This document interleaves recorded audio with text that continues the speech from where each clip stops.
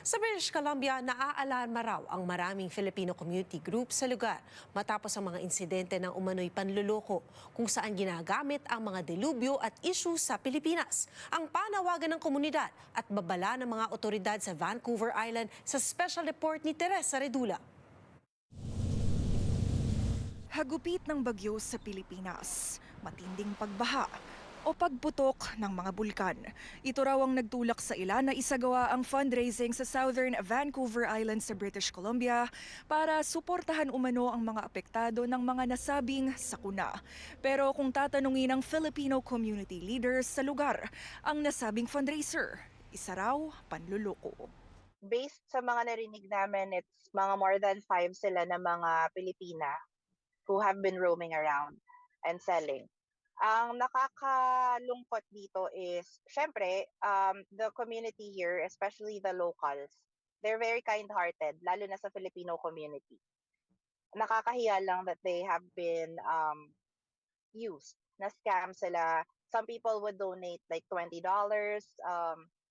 50, 80. I think may narinig ako may 100 pa nga binigay. Una raw nalaman ng Filipino organization sa Victoria, BC ang modus na ito noong Oktubre, kung saan nagdo-door-to-door sales ng mga tsokolate ang mga mistulang Pilipino sa mga apartment, condo buildings, bahay pati na rin sa mga negosyo.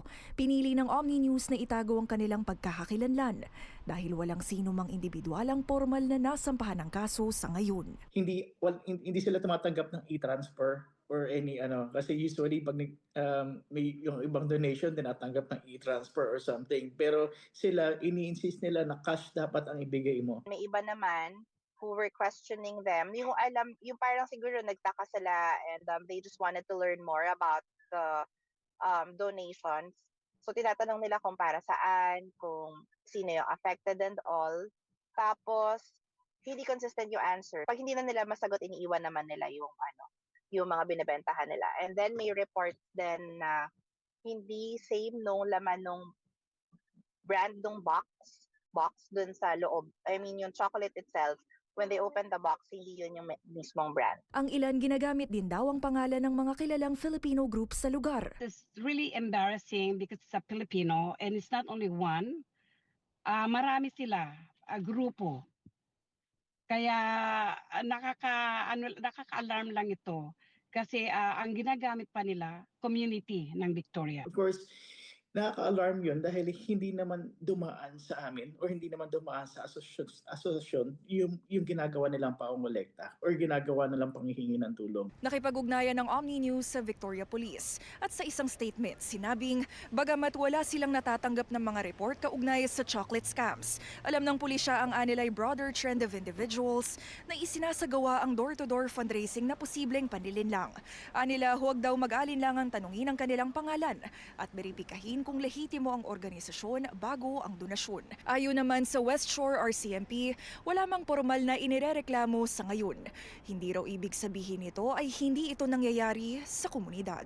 Scammers may try to make you feel guilty, they pressure you into donating, and they refuse to provide details on where that money is going, or when you question them, they're not able to give you tax registration numbers, things like that. Sakaling makaharap ang mga posibleng scammer, bukod sa pagsiguro ng inyong kaligtasan, maigi rin daw maging mapagmasid sa mga detalyeng makatutulong sa investigasyon ng otoridad. You want to gather a description of the individual that came to your door. You could ask them what their name is if you feel comfortable doing so.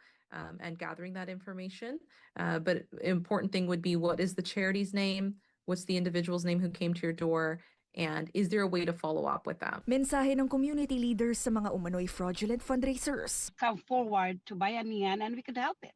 That's what we do in Bayanihan Center. Yung hard work na ginagawa nila hindi sa magandang paraan.